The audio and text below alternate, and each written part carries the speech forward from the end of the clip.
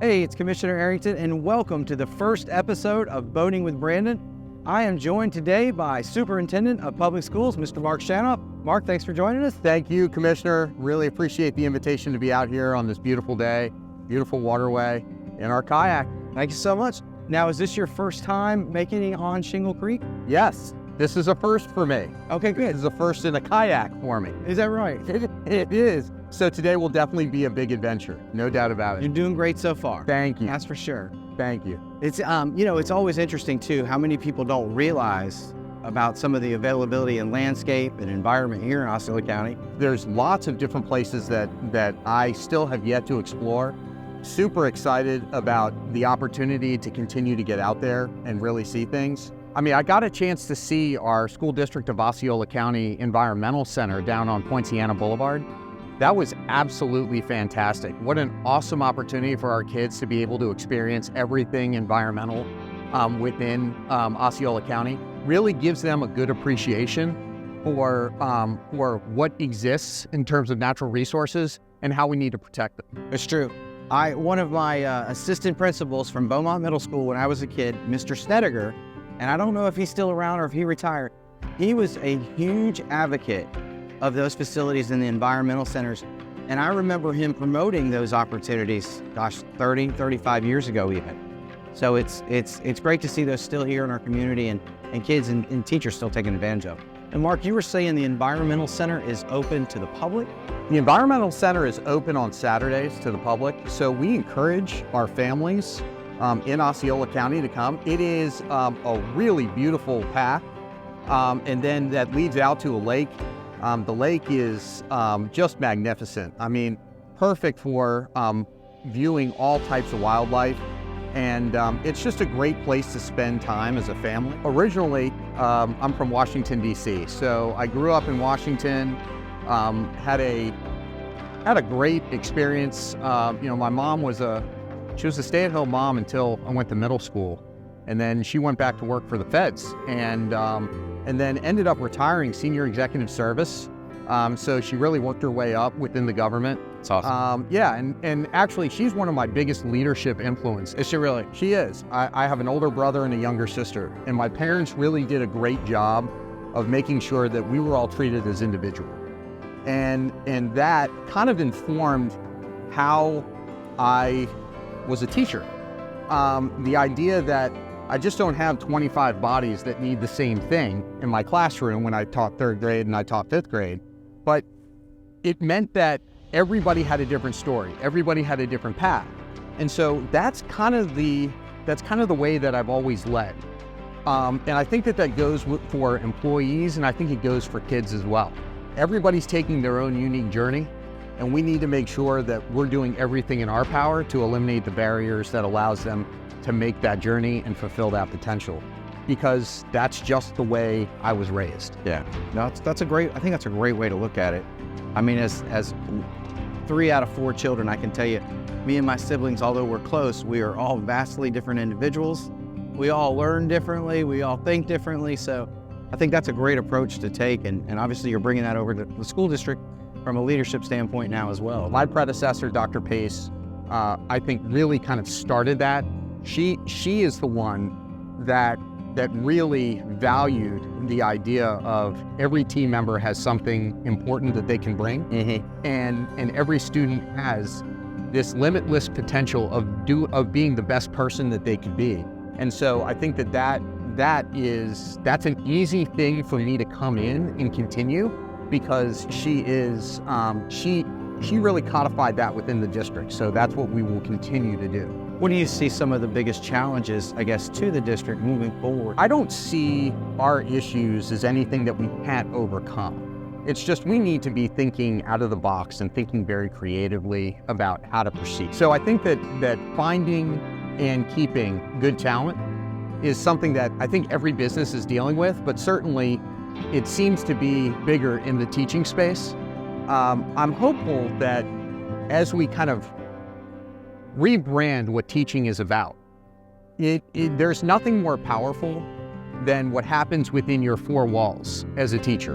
And I think it's important for us to really start telling the story that the empowerment of being a teacher is really about the influence that you have on your students.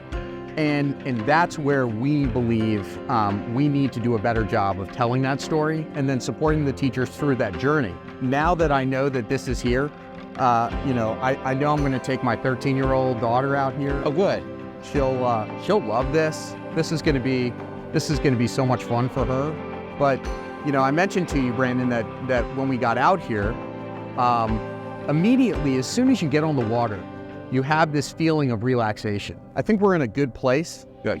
I really do. I think that there's a reason for teachers and parents and support staff in the community to feel confident about the direction of the school system. We believe that we need to be open, honest, transparent about everything that we're doing. And so, that's how you build trust with the community, especially when you're talking about, their most precious resources, their children, and our community's most precious resource, which is our future.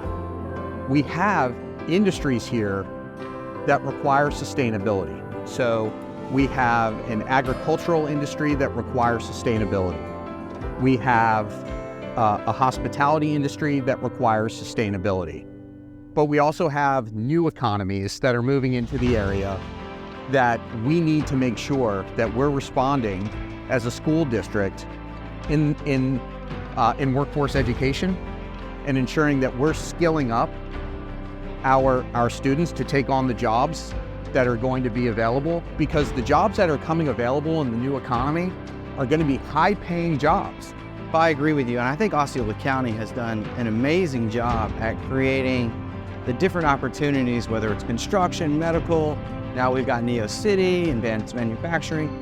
And from what I've heard in other communities, we seem to be ahead of the game in creating those pipelines and trying to diversify what education really looks like. What we're trying to do now is really kind of attack this in real time. And that, I think, is going to be the biggest thing, is making sure that we're nimble enough with our university partners and our industry partners and scale up our programs to ensure that we're offering the programs ahead of the certifications that are going to be required for these jobs. I've really enjoyed what you're doing for our school district, but also the energy and passion you have for our kids. You told me originally when you first came on board, and it wasn't just me, I heard you tell it to others, that this was the only school district you wanted to go to, that you had no desire to leave Orange County, but if there was a chance here, you wanted to come. And just tell me real quick why that is. Well, I think that Osceola provides a unique opportunity for a couple of reasons. Number one, there is tremendous history in Osceola County. There is a lot of legacy in Osceola County. I'm one that really appreciates history, and so knowing what a proud history Osceola County has, that's something that really impressed me.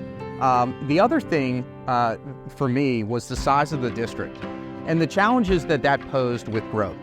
And so as it turns out, we are kind of neck deep in really trying to ensure that we're responsive to the growth. This is exactly what I wanted to do. So I'm thrilled that, now I have the opportunity to do it. And and now I feel it more than ever, that this is the place I want to be. And a lot of people have said to me like, oh, hey, look, if this district opened up, would you want to go there? No, I love where I'm at. I love where I am. We have a job to do. We're going to do it. And I want to end, I said this when I got the job, I want to end my career here. This is it. This is where I want to retire from. So this is where I plan to be. That's awesome. And I think your energy and passion match our community. I think we are a vibrant community that is growing and is up to the challenge. And so I thank you for doing that. Guys, thank you so much for tuning in to this episode of Boating with Brandon. I'm Commissioner Brandon Arrington. This is my good friend, Mark Shanoff, the superintendent of the schools. Really hope you had a great time getting to know a little bit more about Mark, but also learning about some of the amazing biodiversity here in Osceola County. And if you want to come out to Shingle Creek, come on down to the Paddling Center on 192 across from the History Center. It is a great place to immerse yourself in Osceola County, and also, as Dr. Shanoff said, learn a little bit more about the history with a connection to the Historical Center, and also the Steffi home, or one of the original homes here in Osceola County, is here as well. So thanks so much for coming out and tuning in. I'm Commissioner Arrington, and I hope to see you again on Voting with Brandon.